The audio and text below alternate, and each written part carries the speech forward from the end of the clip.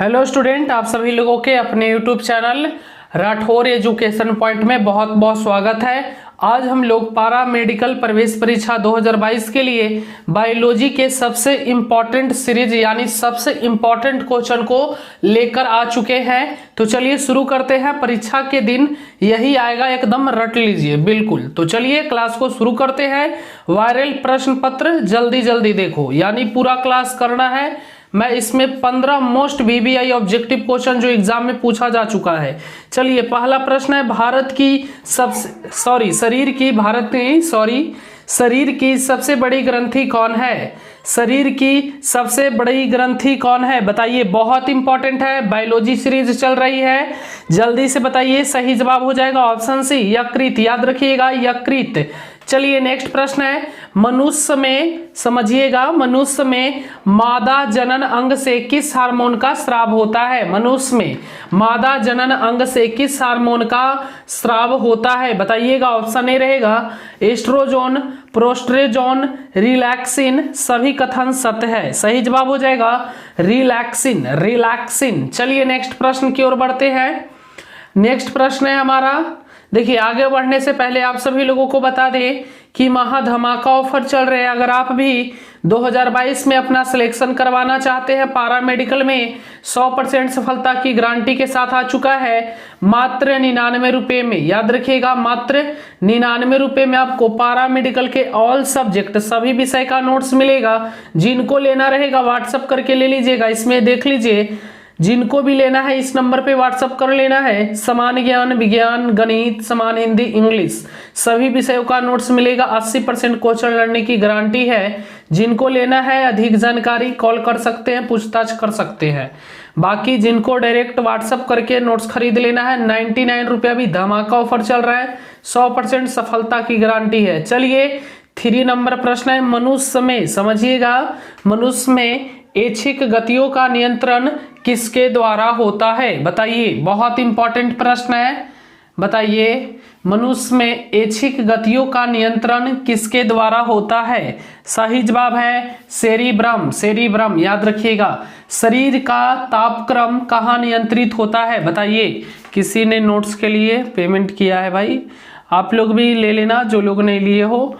चलिए शरीर का तापक्रम कहाँ नियंत्रित होता है? सही जवाब हो जाएगा ऑप्शन सी हाइपोथैलेमस, हाइपोथैलेमस। यही बढ़ जाता है तो समझते हैं क्या होता है बाबू। हाइपोथैलेमस बढ़े के बाद समझते हैं ना, ये होता है बिल्कुल बिल्कुल, हाइपोथैलेमस बढ़ जाएगा, मतलब समझ जाइए।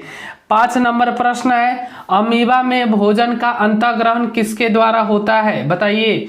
अमीबा में भोजन का अंतःग्रहण किसके द्वारा होता है? जितना भी करवा रहे हैं ना भाई, अभी बायोलॉजी का कम से कम आपको 10 से 15 क्लास में करवाऊंगा, कम से कम 250 से 300 ऑब्जेक्टिव क्वेश्चन करवाऊंगा, और ये इतने में से ही आपके परीक्षा में पूरा क्वेश्चन लड़ जाएगा। इसलिए मैं पूरा यूट्यूब पे करवा दूंगा। सभी क्लासेस को आप एक एक कर करके देख लीजिएगा। ये फर्स्ट क्लास है, second class, third class, fourth class, fifth class सब आएगा यूट्यूब पे।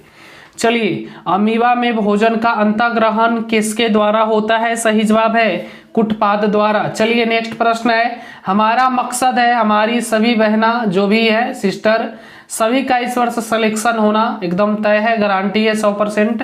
चलिए निम्न में से कौन सा एंजाइम लार में पाया जाता है? बहुत इंपॉर्टेंट प्रश्न है, निम्न में से कौन सा एंजाइम लार में पाया जाता है? और इन सभी प्रश्नों को बाबू मैं सभी से रिक्वेस्ट करूंगा कि आप लोग अच्छे से नोट बनाकर कॉपी में नोट डाउन करके याद कर लीजिए, बहुत इंपॉर्टेंट है बायोलॉजी के लिए।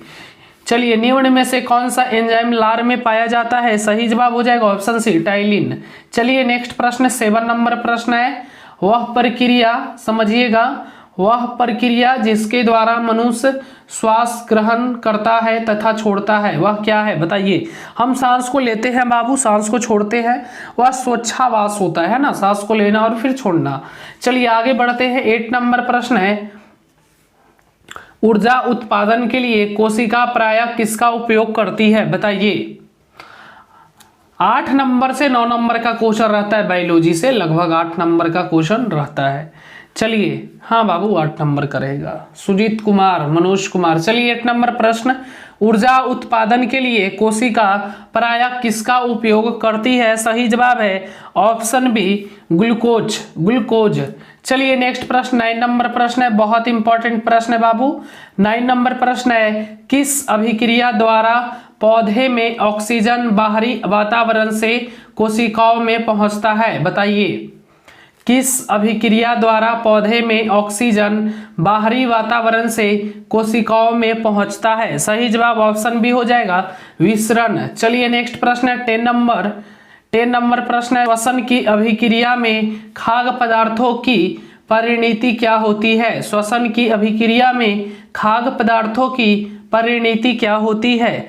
पढ़ लो बाबू, अभी समय है, वरना फिर समझ लेना कि समय तेरा खराब है, इसलिए अभी पढ़ के अच्छी नौकरी ले लो। चलिए 11 नंबर प्रश्न है, खाद्य